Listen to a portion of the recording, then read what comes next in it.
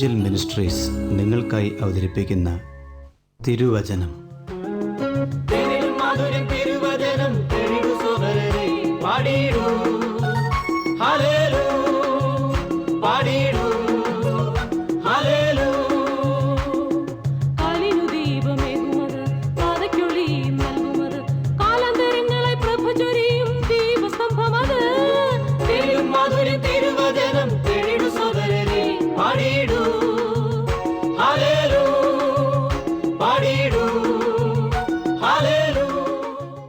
ഇന്ന് നമ്മോട് ദൈവവചനത്തിൽ നിന്ന് സംസാരിക്കുന്നത് Suviseshakan James M Thomas Nedumbassery.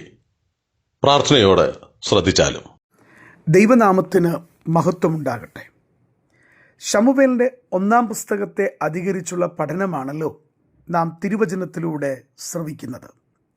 Evangel ministries ക്രമീകരിക്കുന്ന തിരുവചനം എന്ന വചന പഠന പരമ്പരയിലേക്ക് അങ്ങയ്ക്ക് സ്വാഗതം. ശമൂവേലിൻ്റെ 1-ാം പുസ്തകം 6-ാം അധ്യായത്തെ അധികരിച്ചുള്ള പഠനം തുടരുമ്പോൾ ശമൂവേലിൻ്റെ 1-ാം പുസ്തകത്തിൻ്റെ 64-ാമത്തെ എപ്പിസോഡിലേക്കാണ് കൃപയാൽ ദൈവം നമ്മെ കൊണ്ടുവരുന്നത്. നാം ഓർത്തതുപോലെ ദൈവത്തിൻ്റെ വലിയ ആഗ്രഹം തൻ്റെ ജനമായ ഇസ്രായേലിൻ്റെ മധ്യേ വസിക്കണം എന്നുള്ളതാണ്. ദൈവത്തിൻ്റെ സാന്നിധ്യത്തെ കുറിക്കുന്ന ദൈവത്തിൻ്റെ നിയമപ്പെട്ടകം സ്വർഗത്തിലെ ദൈവം തൻ്റെ ജനത്തിൻ്റെ മധ്യേ അന്ന് നൽകിയിട്ടുണ്ടായിരുന്നു. എന്നാൽ ഇസ്രായേലിൻ്റെ തുടർമാനമായിട്ടുള്ള പാപനിമിത്തം, ദൈവിക ശബ്ദത്തോടുള്ള അവഗണന നിമിത്തം ദൈവം അവിടുത്തെ നിയമപ്പെട്ടകം ശത്രുക്കളായ ഫിലിസ്ത്യരുടെ കരങ്ങളിലേക്ക് വിട്ടുകൊടുക്കുകയാണ്. ദൈവത്തിൻ്റെ സർവശക്തിക്ക് ഒരു കാലഘട്ടങ്ങളിലും ഒരു യുഗത്തിലും യാതൊരു കുറവും സംഭവിക്കുകയില്ല, സംഭവിച്ചിട്ടുമില്ല. എന്നാൽ ഫിലിസ്ത്യ കരങ്ങളിലേക്ക് അവിടുത്തെ നിയമപ്പെട്ടകം വിട്ടുകൊടുത്തത് തൻ്റെ ജനത്തിൻ്റെ പാപനിമിത്തമാണ്, അവരുടെ അനുതാപത്തോടെയുള്ള മടങ്ങിവരവിനു വേണ്ടിയാണ്. നമ്മുടെ ജീവിതങ്ങളിൽ ദൈവികമായിട്ടുള്ള ചില ശിക്ഷാക്രമങ്ങൾ ഉണ്ടാകുമ്പോൾ ഓർക്കുക, അത് നശിപ്പിക്കാൻ വേണ്ടിയല്ല, മറിച്ച് നമ്മുടെ ജീവിതത്തെ ദൈവമുൻപാകെ ശരിയായ തലത്തിൽ ക്രമപ്പെടുത്തുവാനുള്ള ദൈവിക വിളിയാണ്. നാം ചിന്തിക്കുമ്പോൾ ഫിലിസ്ത്യ പട്ടണങ്ങളെ ദൈവം ന്യായം വിധിക്കുകയാണ്. ആ ന്യായവിധിയുടെ കഠിനമായിട്ടുള്ള അനുഭവങ്ങളിൽ നിന്ന് അവരാഗ്രഹിച്ചൊരു കാര്യമുണ്ട്. ദൈവത്തിൻ്റെ നിയമപ്പെട്ടകം ഇസ്രായേലിലേക്ക് തിരികെ വിടണം. അതെങ്ങനെ വിടണം എന്നുള്ളത് അവർ ആലോചിക്കുന്ന കാര്യമെന്ന് നാം കഴിഞ്ഞ ഭാഗത്തിൽ ഓർത്തതാണ്. അതിനോട് ബന്ധപ്പെട്ട് 7 മുതൽ 9 വാക്യങ്ങൾ ശമൂവേലിൻ്റെ 1-ാം പുസ്തകം 6-ാം അധ്യായത്തിൽ നിന്ന് ഞാൻ വായിച്ചു കേൾപ്പിക്കട്ടെ. തങ്ങളുടെ മേൽ വന്ന ന്യായവിധി ഇസ്രായേലിൻ്റെ ദൈവത്താലാണോ അതോ യാദൃച്ഛികമായിട്ടുണ്ടായതാണോ എന്നറിയാൻ അവരാഗ്രഹിക്കുകയാണ്. വാക്യം ശ്രദ്ധിച്ചാലും, ആകയാൽ നിങ്ങളിപ്പോൾ ഒരു പുതിയ വണ്ടി ഉണ്ടാക്കി നുകം വെച്ചിട്ടില്ലാത്ത കറവുള്ള 2 പശുക്കളെ കൊണ്ടുവന്ന് വണ്ടിക്ക് കെട്ടി അവയുടെ കിടാങ്ങളെ അവയുടെ അടുക്കൽ നിന്ന് വീട്ടിൽ മടക്കി കൊണ്ടുപോകുവീൻ. പിന്നെ യഹോവയുടെ പെട്ടകം എടുത്ത് വണ്ടിയിൽ വെപ്പീൻ. നിങ്ങൾ അവന് പ്രായശ്ചിത്തമായി കൊടുത്തയക്കുന്ന പൊന്നുരുപ്പടികളും ഒരു ചെല്ലത്തിൽ അതിനരികെ വെച്ച് അത് തനിച്ച് പോകുവാൻ വിടുവീൻ. പിന്നെ നോക്കുവീൻ, അത് ബേത്ത്ശമേശിലേക്കുള്ള വഴിയായി സ്വദേശത്തേക്ക് പോകുന്നുവെങ്കിൽ അവൻ തന്നെയാകുന്നു നമുക്ക് ഈ വലിയ അനർത്ഥം വരുത്തിയത്. അല്ലെങ്കിൽ നമ്മെ ബാധിച്ചത് യഹോവയുടെ കൈയല്ല, യദൃച്ഛയാ നമുക്ക് ഭവിച്ചതത്രേ എന്ന് അറിഞ്ഞുകൊള്ളാം. ഇവിടെ ഫിലിസ്ത്യരുടെ ചിന്താഗതി കാണുവാൻ കഴിയുന്നു.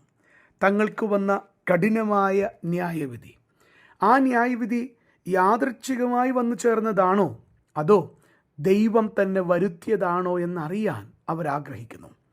നമ്മുടെ ക്രിസ്തീയ ജീവിതത്തിൽ ഇതിനോട് ബന്ധപ്പെട്ട് ചിന്തിക്കാവുന്ന നല്ലൊരു പാഠമുണ്ട്. നമ്മുടെ ജീവിതങ്ങളിൽ നമുക്ക് ഭവിക്കുന്നത് എന്തുകൊണ്ടാണ്? അത് ദൈവം നമ്മളെ ക്രമപ്പെടുത്തുവാൻ അനുവദിക്കുന്നതാണോ അതോ യാദൃച്ഛികമാണോ എന്ന് ചിന്തിക്കുന്നത് നല്ലതാണ്. പല പ്രയാസങ്ങൾ വരുമ്പോൾ, രോഗങ്ങൾ വരുമ്പോൾ, ദുഃഖങ്ങൾ വരുമ്പോൾ എല്ലാം ന്യായവിധി അല്ല. അനേക കാര്യങ്ങളും മനുഷ്യ ജീവിതത്തിൽ അനുഭവിക്കുവാൻ ദൈവം വെച്ചിട്ടുള്ളതിൻ്റെ ഭാഗമായിട്ട് വരുന്നതാകാം. എന്നാൽ ചില കാര്യങ്ങൾ വിശുദ്ധിയോടെ ജീവിക്കേണ്ടെന്ന, ക്രമത്തോടെ ജീവിക്കേണ്ടെന്ന ദൈവത്തിൻ്റെ പൈതൽ ആ വഴി വിട്ടുമാറുമ്പോൾ ദൈവം അവളെ തിരികെ കൊണ്ടുവരുവാൻ അനുവദിക്കുന്നതുമാകാം എന്നുള്ളത് മറക്കരുത്. അങ്ങനെയുള്ളത് നമ്മുടെ ജീവിതത്തിൽ ക്രമപ്പെടുത്തുമ്പോൾ നമുക്ക് മേൽ വെച്ചിട്ടുള്ള ന്യായവിധിയുടെ കരം അത് ദൈവം മാറ്റി അനുഗ്രഹത്തിൻ്റെ കരം നമ്മുടെ ജീവിതങ്ങളിൽ വെപ്പാൻ ദൈവത്തിന് മനസ്സുള്ളവനാണ്.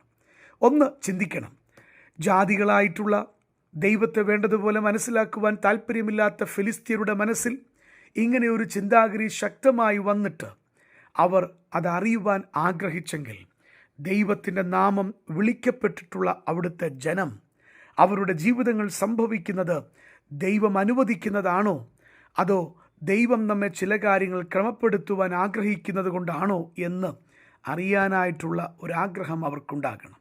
ഒപ്പം തന്നെ ദൈവം തരുന്ന അനുഗ്രഹങ്ങളെയും യാദൃച്ഛികമായി കാണാതെ കർത്താവ് നമ്മളെ അനുഗ്രഹിക്കുന്നതിൻ്റെ ഭാഗമാണ് എന്ന് മനസ്സിലാക്കി വളരെ കൃത്യമായി ജീവിതങ്ങളെ ക്രമപ്പെടുത്തുവാൻ നമുക്ക് സാധിക്കണം. ദൈവം തരുന്ന അനുഗ്രഹങ്ങൾ യാദൃച്ഛികങ്ങളാണെന്ന് ചിന്തിച്ചാൽ ക്രിസ്തീയ ജീവിതത്തിൽ നിന്ന് സ്തുതിസ്തോത്രങ്ങൾ ഉയരുകയില്ല, നന്ദി ഉയരുകയില്ല. എന്നാൽ ജീവിതത്തിൽ വരുന്ന എല്ലാ നന്മകൾക്കും അടിസ്ഥാനം കർത്താവാണ്, ദൈവം ചെയ്തതാണ്, ദൈവം എന്നെ അനുഗ്രഹിക്കുന്നതാണെന്ന് തിരിച്ചറിയുമ്പോൾ ദൈവത്തോട് നന്ദിയുള്ള ഹൃദയം സൂക്ഷിപ്പാൻ ഒരു ദൈവ പൈതലിന് കഴിയും.